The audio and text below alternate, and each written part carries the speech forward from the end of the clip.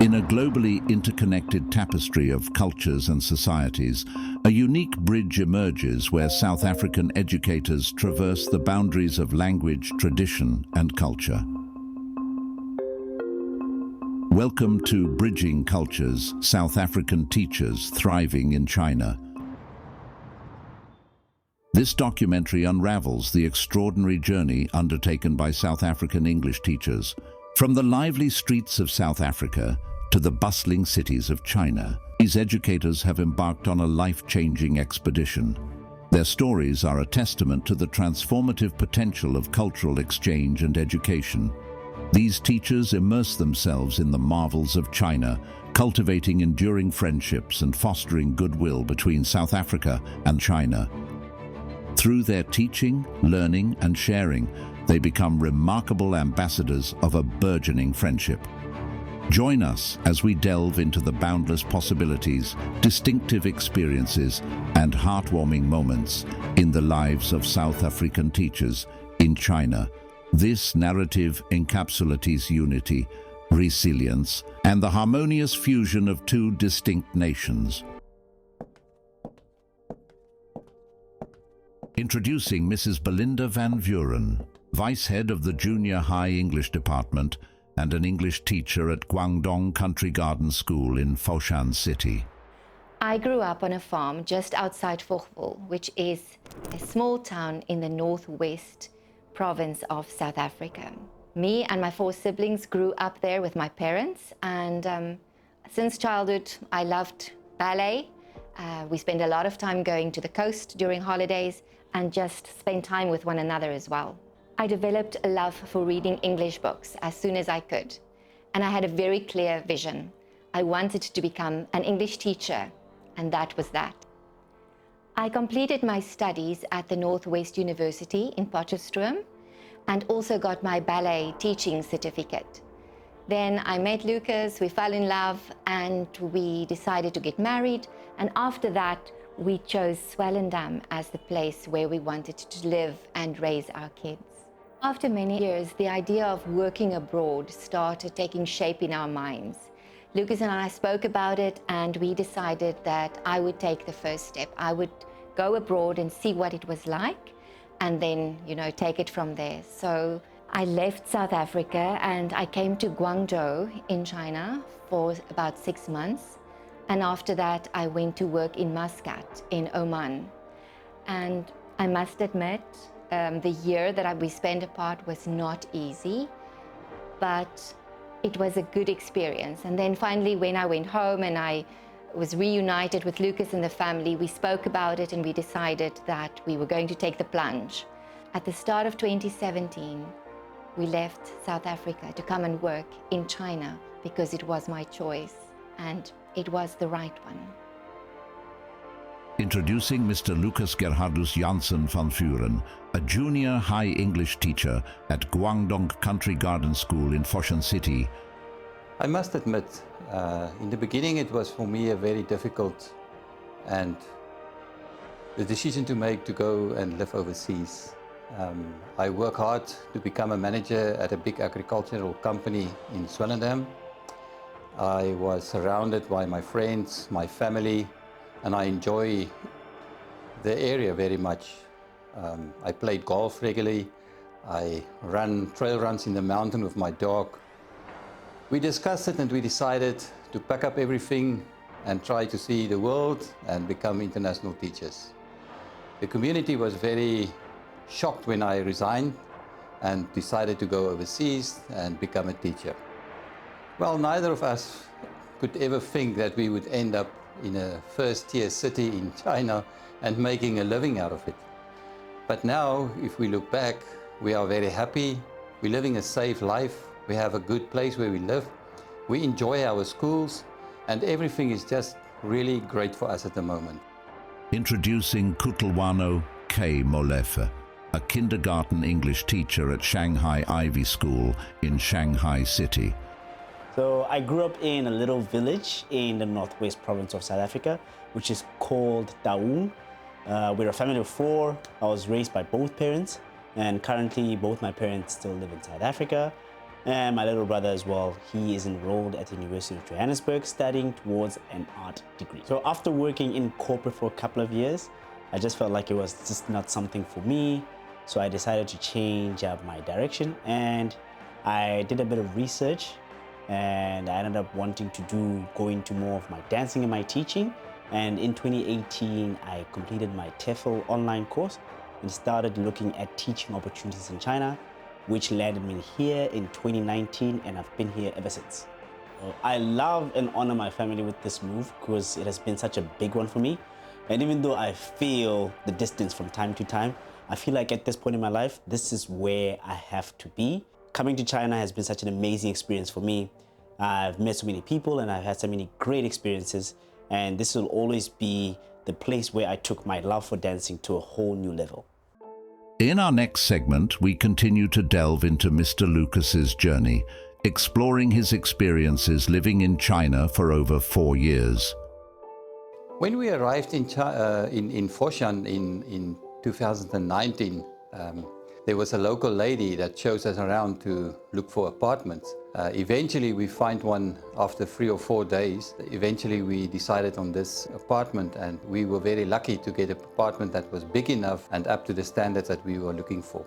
We're getting allowance from the school, me and Belinda, and because we're living in Shunde, not a very expensive area in China, so we're not using both our allowances for our apartment, which is very convenient for us. Another thing that was very interesting is we started living here in 2019, and since then the rent never go up. So we're still paying the same rent than 4 years ago. That is a good thing for us because we're making a little bit more money out of it. We are living really close to our school, about 2.4 kilometers, and the river is between us and the school. But it's very easy to commute between our home and the school. We use an e-bike, what we call Harbour Ferrari, and it's really nice doing it because we don't need to cross any big roads, and the traffic is quite okay. Our apartment is quite big. It's got 3 bedrooms, 2 bathrooms, a nice kitchen, nice living room. We have 2 balconies. I use my one balcony for a gym, and then there's a little room at the back of our kitchen where Belinda do her painting. We had a freezer there, and so we make our home really comfortable for us, and it's really big. We bought an oven a few years ago, and in winter time and Christmas time we bake our own rusks, and Belinda make her Christmas cookies. In this part, Mrs. Belinda shares about where she lives and how she connects with the local Chinese community. We thoroughly enjoy the community where we live. It's quiet, it's beautiful, it's next to a river, and it has palm trees along the river, so it looks like we're on holiday all the time, and we love it. Our neighbors are very friendly, and we always feel safe. And you know, this is our home now, and this is where we feel happy and content. In the next part, we hear from Kay, one of the South African teachers in China, as he tells us about his life in China and explains how easy it has been for him. So I live in a very spacious apartment in the community of like the New Pudong district. I live about 11 minutes away by subway from my school, which is very convenient for me in terms of like traveling. Most of the teachers actually live in the New Pudong district, but you know, we hardly see each other because we have such busy lives after work.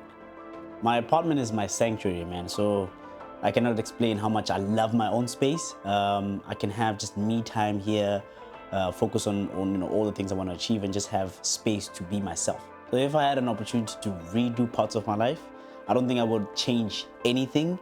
Coming here is possibly one of the best decisions I've made in my life.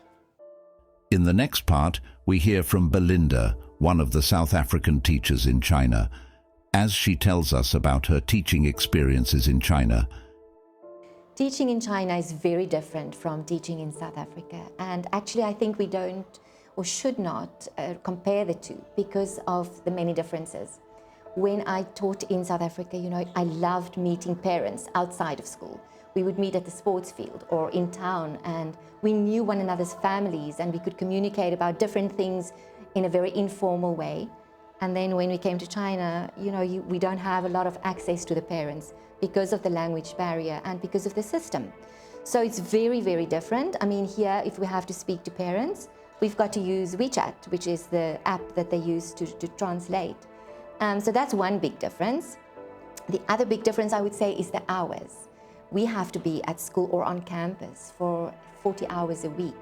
In South Africa, that was not an issue. You could go home, you could do your marking at home, you could do your planning at home, and so forth. So that is another big difference. But you know, if I think about it, I've also learned a lot of new skills since coming to China. For example, using the whiteboard, the interactive whiteboard, and that is amazing. So different systems, different things, both excellent. You know, I was a high school teacher for a long time in South Africa, and basically I just used the traditional way of teaching. But here in China, it's different. We've got the best technology available, and we have to use it every day. So I've had to learn a lot, and it's amazing. It just makes teaching so much better and easier. And the things that we teach here are also a little bit different. We focus on IB principles, and we teach about international mindedness, which is something that I feel all teachers should focus on with their students. We live in a world where we are so integrated, and these things are important. And here in China, I've learned about teaching those kinds of principles to my students, and I love it. And I've become a better teacher because of all of this. Continuing this segment, we move back to Lucas, who shares his unique experiences as an English educator in China. Working with students in China has emphasized the fact that children are all the same all over the world, especially when it comes to characteristics.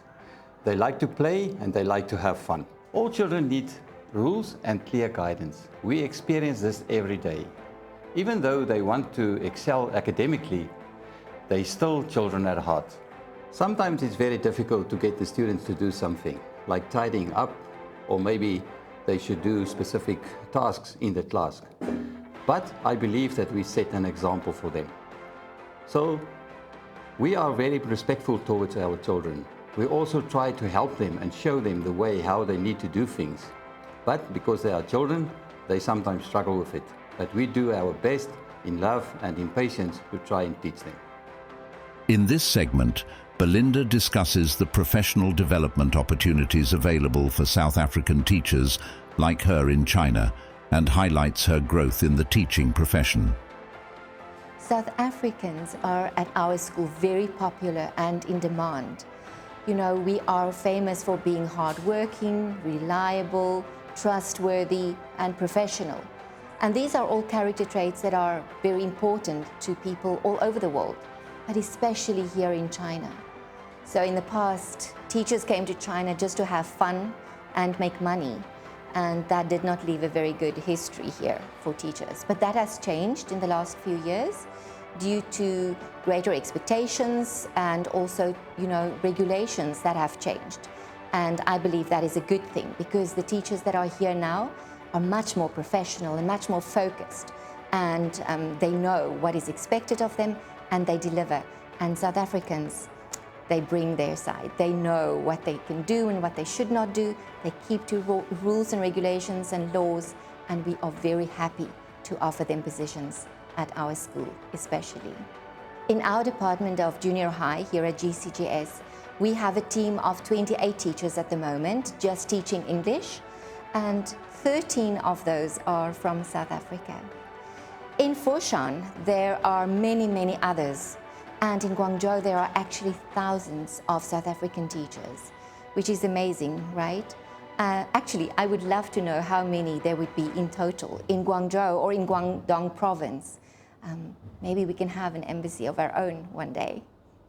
In the upcoming segment, Lucas talks about how South African teachers have successfully adapted and highlights the positive impact and expertise they bring to China. South Africans is well liked by other nationalities. We believe it is because of our background. We grew up in South Africa with different cultures, different beliefs, and the way people do things are different. We are accustomed to all these things. That's why we believe that we adapt very easily. We also take part in sports, and we make friends very easily. We learn from our colleagues from other countries, and that's a big help. By now, we can identify the different nationalities by their habits and their behavior. We don't put labels around people's neck, but it's all done in good spirit. And we are very often spot on. Regarding our teaching strategies, all the people bringing experience from their countries. We all have something to give. That makes teaching a very positive thing in China, and it broadens your mind. In this segment, Kay details his experience teaching in China, highlighting challenges and fulfillment, such as adapting to the unique schooling system and utilizing technological aids. So China is quite different in terms of its schooling, but it still has like a lot of similarities within the education space, just like South Africa. There's just a certain way that the locals here and the schools here do their thing, and I've had to really adapt to that over the past 4 years that I've been teaching here. And also in the classroom, we use a lot of technological aids to aid our methods of teaching in classroom, as also we are an IB approved school, so most of the things that we teach are very IB centric, and it's all surrounded around those values. I enjoy my job very much, especially at kindergarten level, because I love kids so much and it's very fulfilling. I'm not just an English sort of language teacher to my kids. I teach them a lot of things about life, values in life, and viewing other things in a different light, and just culture sharing between me and them. Working in a culturally diverse workspace can be challenging at times, but also can be very interesting. Like for me, I've learned a lot about Chinese culture from my colleagues, and quite simply, they've learned a lot about African culture and Western culture from me. Our education system at work is very integrated and it's very easy to work within. I simply start my day at 8 a.m. in the morning, and then I finish at 4:30, but also we have a 2-hour lunch break in between that time.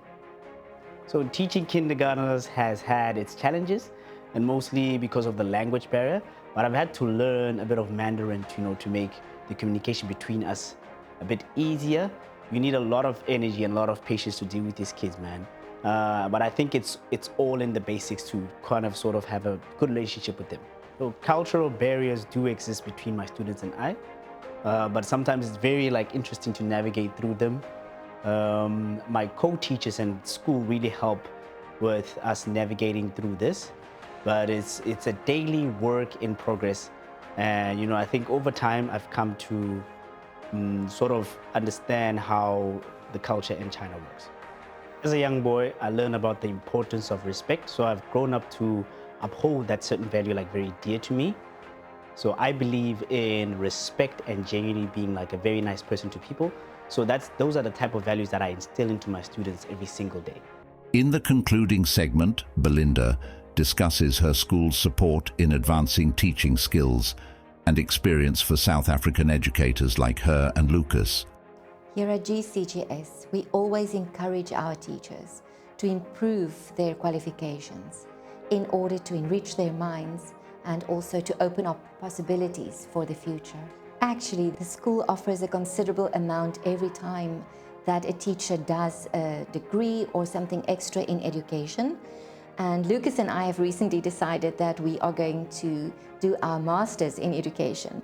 And even though it takes a lot of time and effort and it's time consuming, we feel it's definitely going to be worth our while. And we are actually also enjoying it.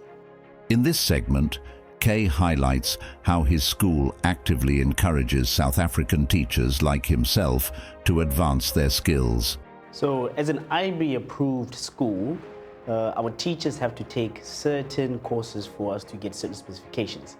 So our school offers us courses and workshops to develop our skills as teachers, and completing these courses helps me improve my skills as an educator. As time goes by, my students grow, and I believe I grow as well. In this segment, Lucas shares how crucial support and well-being initiatives from his school have enriched his teaching experience in China. Yes, when we need help, the ladies at FAO, the Foreign Affairs Office at our school, is very helpful. They will help you opening bank accounts, or you need anything. They are always very friendly and helpful. The international teachers will struggle if it's not for the help of those ladies at the school. They're always doing anything what you need with a smile, and they're always very helpful. That is one of the things that we experience, that you need somebody that can speak the language to help you to go through the beginning of everything to set it up. We believe it's all in our attitude. We know that we are guests in this country. We know that we can't stay here forever. So your attitude is a big part of who you will be and what will happen to you in this country. In this segment, Belinda reveals how essential support and well-being initiatives from her school have enhanced her teaching experience in China. Being an English teacher in China has changed us in a positive way. It has broadened our minds, and it has taught us to explore the world and to cherish everything that we have.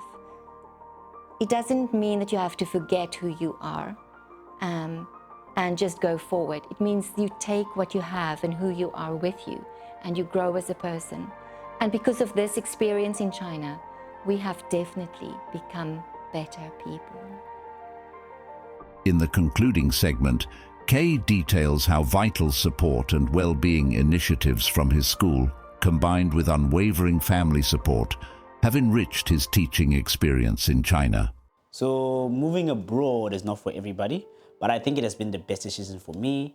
I believe I have fulfilled my dream or purpose to become a good educator, and also to see my students improve and progress in their schooling life. Back when I decided to move here in 2019, I needed a lot of support from my parents and family, but they were 100% behind me. And I do miss them a lot, but we talk really often, weekly, sometimes, daily. And they just told me that, I'm where I'm supposed to be, and I'm doing what I love, and I'm thriving, and they will always be there, and they will always support me. So in China, I believe I have a very good quality of life. I have had so many opportunities and doors open up for me, which I'm really grateful for. And I have a really great support structure when it comes to my family, friends, and colleagues. And I have a very good circle of friends. We do a lot of activities together, and what more could I ask for? We have witnessed South African teachers as language instructors and cultural ambassadors, strengthening the connections between South Africa and China. They have thrived with cultural integration and support. Every cultural bridge enriches humanity. Teaching is not just a profession, it is a life-changing adventure, fostering understanding and bridging cultures.